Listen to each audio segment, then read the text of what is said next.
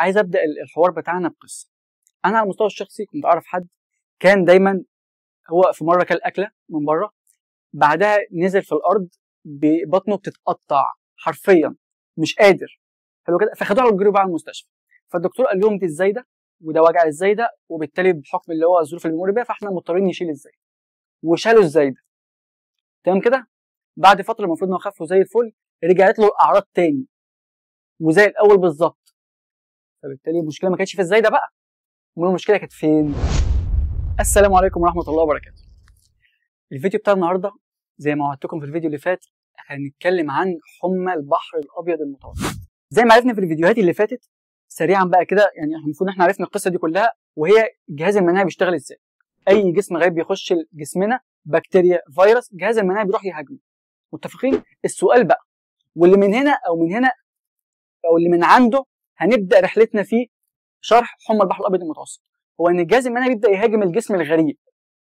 لحد امتى؟ لازم حاجه تقول له وقف، صح كده؟ يبقى الجهاز المناعي مش هيفضل شغال على طول، زي الفرامل في العربيه بالظبط. في فرامل دوست عليها العربيه تبدا تهدي لحد ما تقف خالص، مفيش فرامل العربيه هتفضل ماشيه. وكذلك جهازنا المناعي لازم حاجه تقول له وقف، كفايه.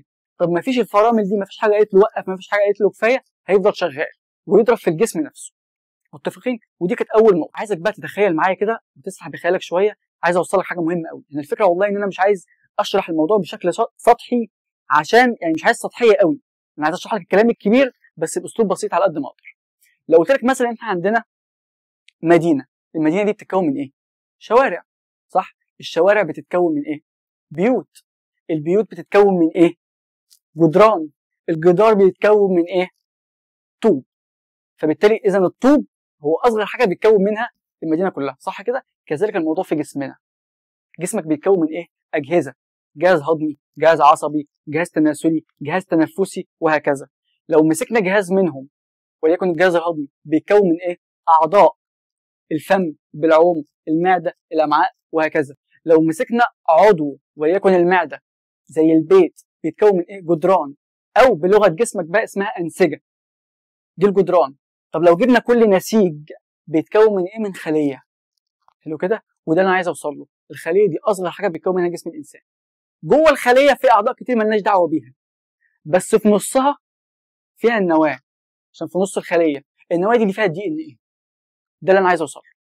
الدي ان ايه موجود في النواه. طبعا احنا بنسمع مصطلح الدي ان ايه، يقول لك اعمل تحليل دي ان ايه عشان نشوف النسب، حاجات كده. فالدي ان ايه موجود جوه النواه اللي جوه الخليه. الدي ان ايه ده شكله عامل ازاي؟ عايز تتخيل معايا كده. عارف السلم الخشبي؟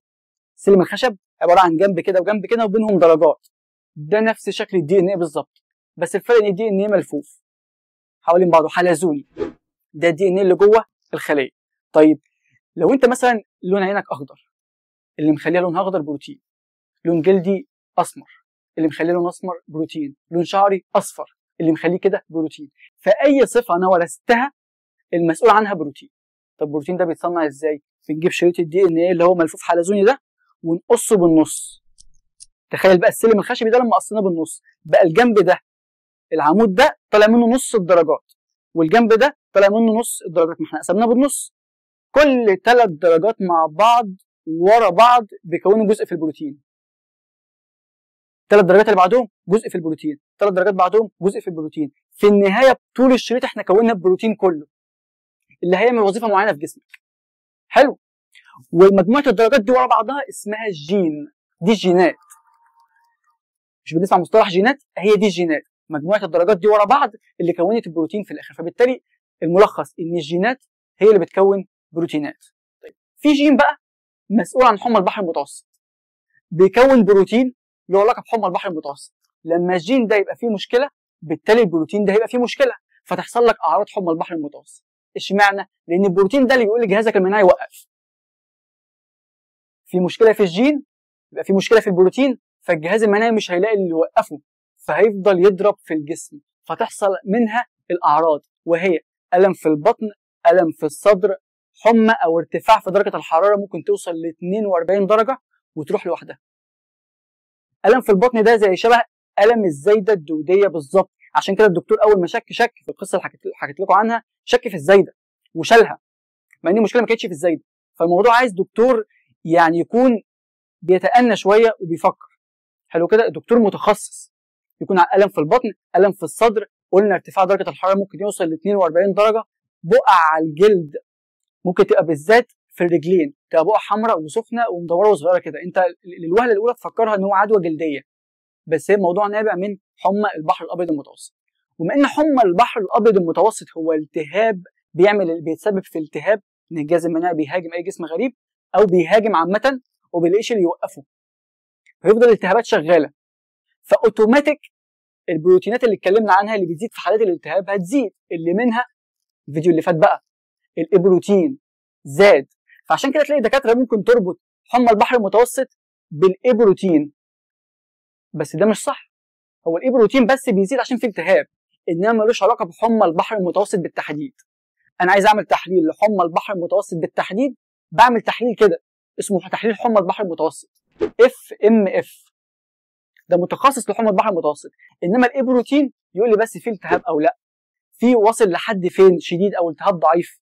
حلو كده. او انا خلاص اوريدي عرفت ان انا عندي حمى البحر المتوسط وباخد علاج، فمش كل مره هاجي اتابع المرض هعمل FMF او حمى البحر المتوسط لان تكلفته غاليه، فاعمل الاي بروتين زاد يبقى الالتهاب مخفش، يبقى المرض لسه شغال، قل يبقى الالتهاب خف وقل والعلاج جاب نتيجه.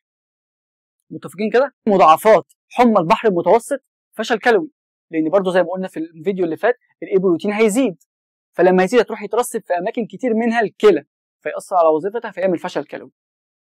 تمام كده؟ طيب العلاج بقى بتاع الموضوع ده هيكون ازاي؟ هو للاسف مفيش علاج نهائي لحمى البحر المتوسط. هو مرض وراثي مزمن بيفضل مدى الحياه. العلاج بتاعه بيبقى نظام غذائي.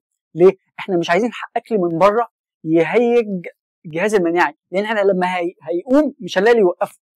فاهم؟ فابعد بقى عن الاكلات اللي من بره والاكلات الجاهزه والسريعه والحاجات الحراقه، ونزود في الاكل المفيد.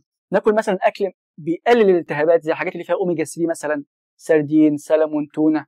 حلو. مش عايزين نخش في قصه الاغذيه. بالنسبه لعلاج الدواء بقى، في دواء متعارف عليه في السوق ولكن انا مش هقول اسمه، يعني ده تقريبا هو الموجود الوحيد في علاج حمى البحر المتوسط. هو مش بيعالجها ولكن بيقلل شده الاعراض، بيقلل حدوث الالتهابات. حاجه كمان عايز اوضحها، احنا فاكرين الجين، احنا قلنا بقى كل 3 درجات مع بعض بيكونوا جزء في البروتين. حلو كده.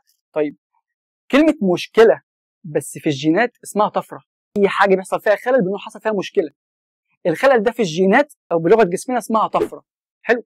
الجين ده ممكن يحصل فيه مشاكل كتير او طفرات كتير هتسبب حمى بحر متوسط برضه لنفس الجين ولكن بدرجات مختلفه.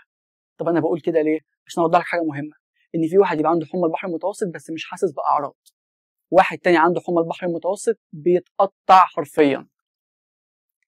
ده عنده جين فيه خلل، فيه مشكله، وده عنده نفس الجين فيه مشكله، الاثنين عندهم حمى بحر متوسط، ولكن المشكله اللي حصلت في الجين هنا غير المشكله اللي حصلت في الجين هنا، او الطفره اللي هنا غير الطفره اللي هنا، فبالتالي شده الاعراض اللي عندي ده غير شده الاعراض اللي عندي ده.